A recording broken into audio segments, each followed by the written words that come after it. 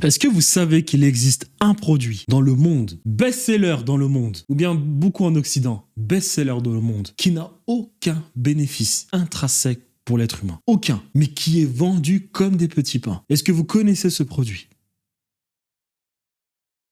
C'est la pilule que les femmes consomment. Un produit qui n'a aucun bénéfice pour le corps de la femme. Aucun. Mais lorsque tu vas l'expliquer à certaines femmes, elles vont te dire que s'il y a des bénéfices, c'est exceptionnel. Et quand je dis ça, ce n'est pas pour critiquer les femmes. Quand je dis ça, c'est parce que j'ai tellement de compassion pour les femmes. Je suis attristé pour ce qui est la situation des femmes en Occident. Parce que les femmes, lorsque tu apprends l'histoire de la femme occidentale, tu comprends pourquoi. Aujourd'hui, elle est capable de défendre la pilule et de donner des justificatifs pour ce qui est de la consommation de la pilule. C'est-à-dire que ceux qui ont la peau dépigmentée existent depuis 8000 ans maintenant. Donc les femmes blanches, les hommes blancs qui viennent des steppes caucases, qui sont allés envahir le Moyen-Orient, puis l'Europe, ils existent depuis aujourd'hui 8000 ans. Et ce n'est qu'en 1978, en Angleterre, Reform Act, ou bien 1944, donc il y a à peu près 100 ans, que les femmes ont eu un peu de liberté. Donc 8000 ans. Sur 8000 ans, les femmes n'ont eu que certaines libertés il y a 100 ans.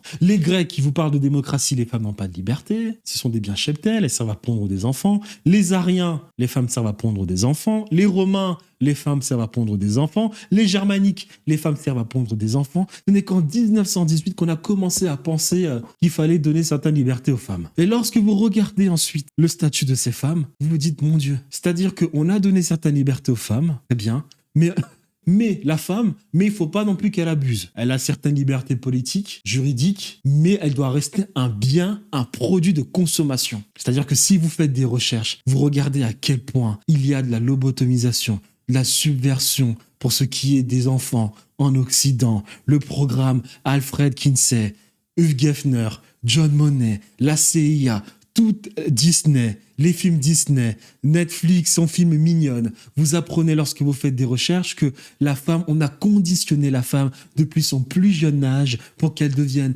un produit de consommation, un produit sur lequel on peut faire du business et en plus de cela, elle doit être en même temps une grande consommatrice. Donc ces femmes vivent dans une société qui les méprise profondément et c'est comme ça qu'aujourd'hui, il existe des produits qui n'ont aucun bénéfice pour le corps de la femme, mais certaines de ces consommatrices de ce produit seront capables de justifier la prise de la pilule.